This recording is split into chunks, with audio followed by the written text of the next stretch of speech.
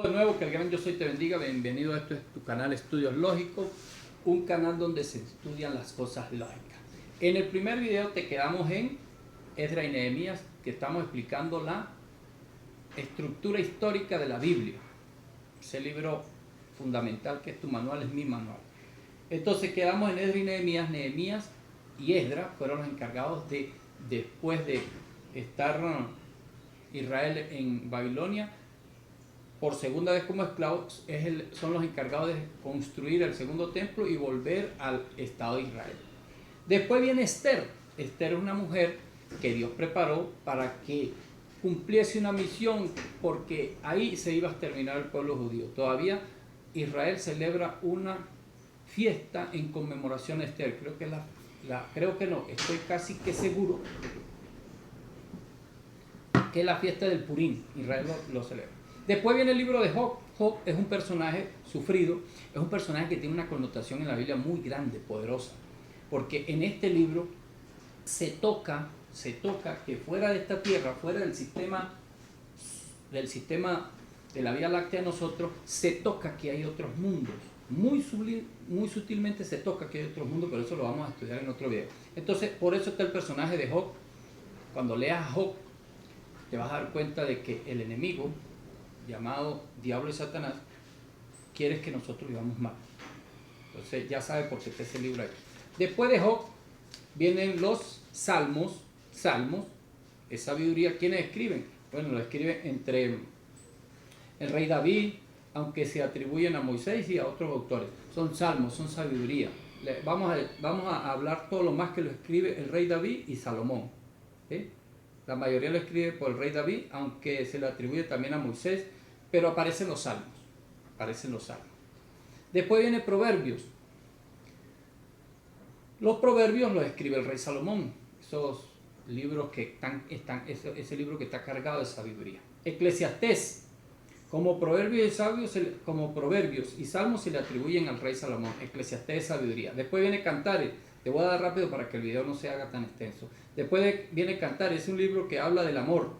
Se le atribuye a Salomón y hace énfasis a las ocasiones en el amor de Dios por Israel. Este libro que te estoy leyendo, te hago este paréntesis, este libro que estoy leyendo lo escribo yo. Lo estoy promocionando para venderlo, tener recursos, pagar cosas, seguir adelante, crecer el canal. Lo escribí yo y lo estoy vendiendo, pero te estoy leyendo de él para que, si quieres, por eso se llama ¿Dónde está mi manual? Porque él apunta ¿dónde está tu manual? Tu manual es la Biblia, pero este libro te hace una introducción muy objetiva, muy histórica. Así que seguimos. Estructura de la Biblia. Cantares. Después viene Libro de Lamentaciones. Este libro lo escribe el profeta Jeremías. Y ¿por qué Lamentaciones? Porque era un profeta llamado Jeremías, que él llora por Israel, porque Israel estaba cometiendo muchas atrocidades, despotricó del amor de Dios. Entonces, por eso está ahí. Ahora, después te voy a hacer una compilación de estos profetas.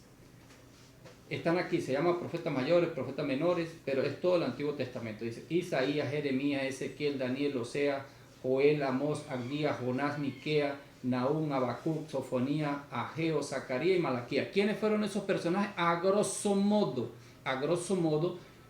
fueron personas que Dios preparó para que le llevaran mensaje al pueblo de Israel, que se convirtiesen a Dios y siguieran las cosas, que cumplieran la ley de Dios, y muchas veces preparar el camino para que Jesús viniese, y no le hicieron caso. Comparación con los tiempos modernos, sí.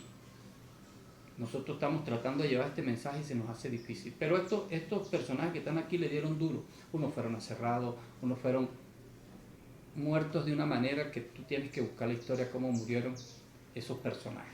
El mismo pueblo los mató.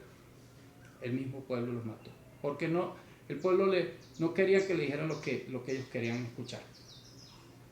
Ok, ahora hasta ahí llegó el Antiguo Testamento con los profetas mayores y los profetas menores. Si estás entendiendo, es su historia.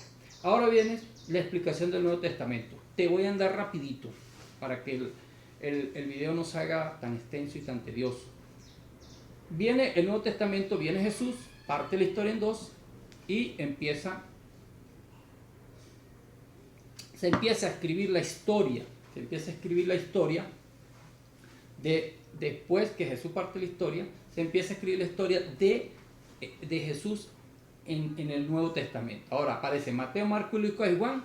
Tú sabes que Mateo, Marcos, Lucas y Juan fueron los que escriben los evangelios. Mateo y Juan caminan con Jesús. Marcos y Lucas fueron discípulos de Pablo de Tarso. Lucas era un médico y ayudó a Pablo de Tarso en sus viajes y en su peregrinación, en sus prédicas. Después viene Hechos. ¿A qué te suena Hechos? Pues Hechos de los Apóstoles. Todo lo que hicieron Hechos. Cuando te digan, lea Hechos, bueno, Hechos de los Apóstoles. Todos los apóstoles empezaron a trabajar y por eso se llama Hechos, de hacer todo lo que los apóstoles hicieron.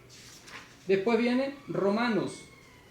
Se llama así porque fueron cartas que el pueblo le escribe a los cristianos que vivían en Roma. O sea, Pablo le escribe a los cristianos que vivían en Roma, por eso se llama carta a los romanos. Primera y segunda carta a los corintios. Era un pueblo que se llamaba Corinto. Y Pablo le escribe cartas a los cristianos de la iglesia de Corinto. ¿Viste cómo se entiende? Cuando te digan primera y segunda de Corintio, pues tú sabes que era un pueblo que se llamaba Corinto.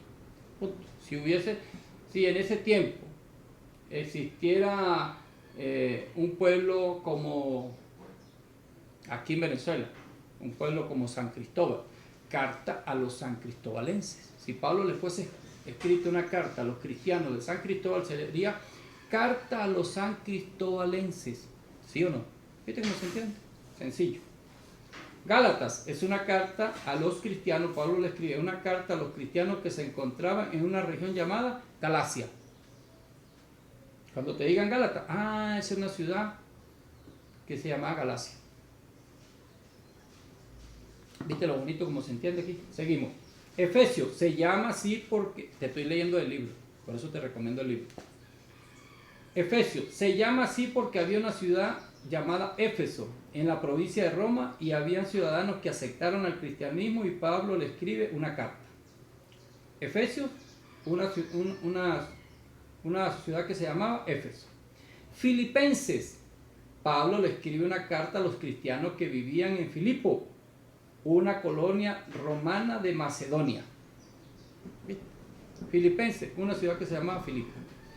Después viene Colosenses, de la misma manera es una carta a los ciudadanos cristianos de la iglesia de Colosa.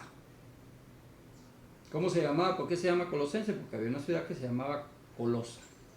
Primera y segunda carta a los tesalonicenses, seguimos con la misma línea de explicación. Fueron cartas escritas por el apóstol Pablo a la iglesia cristiana que se encontraba en una ciudad llamada Tesalónica, ciudad de la antigua Grecia. Primera y segunda carta de tesalonicenses, simple y sencillamente se llamaba una ciudad Tesalónica. Eso es todo. Primera y segunda carta de Timoteo son las cartas que el apóstol Pablo le escribe a Timoteo, un joven líder de la iglesia de Éfeso. Tito era un colaborador de Pablo. Filimón era un personaje colaborador de Pablo. Hebreos es una carta que se le escribe a los hebreos que abrazaron la fe cristiana. Los hebreos eran judíos, aceptaron a Cristo, ahora se le escribe una carta. Santiago es una carta escrita al mismo Santiago y se ha llegado a la conclusión de que este Santiago era hermano de Jesús. Primera y segunda carta de Pedro, pues Pedro escribe una carta. Son cartas. Primera, segunda y tercera carta de Juan, pues el apóstol Juan escribe cartas. Apocalipsis, este libro lo escribe el apóstol Juan. El apóstol Juan lo escribe por revelación en la isla de Pasmo, porque allá fue que lo envió el emperador Domiciano después que lo lanzó en el aceite caliente. Y después en este libro te coloco que hay otros libros que aparecen en otra Biblia, en las Biblias, como es Tobías, Judí, Macabeo 1, Macabeo 2, Sabiduría, Eclesiástico, Baruch, Evangelio de Tomás y un posible Evangelio de María Magdalena. Esos no están ahí, son los que llaman los libros apócrifos. Pero te hago una recopilación de esto también para que digas, no, en este libro se te nombra. Ahora sí, te quiero terminar el video con lo siguiente. ¿Sabías esta visión de la Biblia? ¿Sabías? Ya sabes que cuando te diga primera y segunda de Corintios, una ciudad que se llamaba Corinto, y le escriben una carta. Filipenses, una ciudad que Filipenses 4, 6 y 7, una carta que se le envía a los cristianos que estaban en Filipo. Colosenses, una carta que se le envían a los cristianos que estaban en una ciudad llamada Colosa. Hechos de los apóstoles, todos los hechos que hicieron los apóstoles. ¿Viste cómo se entiende la Biblia? Sencillo, bonito. ¿Qué connotación religiosa le di yo en estos dos videos? Ninguna. Es tu manual. Por eso te recomiendo, compra este libro. Es un precio accesible. El más beneficiado vas a ser tú. Porque aquí están las bases para que tú no veas la Biblia netamente religiosa. Veas la Biblia como un libro de historia, como un libro de astronomía, un libro que es tu manual.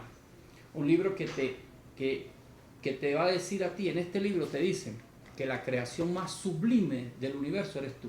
Y el gran conflicto que hay en este planeta, el gran conflicto que hay, es por ti y por mí. Comparte estos videos a la mayoría de las personas que quieren estudiar la Biblia de manera muy lógica, sin militancias religiosas. Y en este canal no se te invita a ninguna iglesia, se te invita a que estudies tu manual. Este personaje que está aquí está en esos procesos de cambio. ¿Por qué en esos procesos de cambio? Porque cuando vengo a la Biblia me doy cuenta que es nuestro manual. Y créeme lo que te voy a decir. He cometido muchos errores por no estudiar objetivamente la Biblia. La Biblia es nuestro manual. Es triste y lamentable que la humanidad está pasando por todo lo que está pasando porque hemos hecho de lado no solamente a Dios, a sus instrucciones. Nada más si tú te pones a pensar aplicando los 10 mandamientos, no matar y no robar. ¿Cuántos problemas nos tuviésemos la sociedad, los grandes gobernantes? ¿Cuántos problemas se estuviesen ahorrando con no matar y no robar? No matar y no robar. Los hospitales, las cárceles, todo estuviese, por lo menos las cárceles, los hospitales y los cementerios estuviesen como con plaza vacante. Nada más aplicando 2 mandamientos, no matar y no robar. Se te quiere, se te aprecia, ayúdanos a crecer. Si es tu decisión, no te toco tu libre albedrío, tu libre elección de decidir, no te lo toco, pero si es tu decisión por amor, suscríbete al canal. Estamos creciendo. Que el gran Yo Soy te bendiga.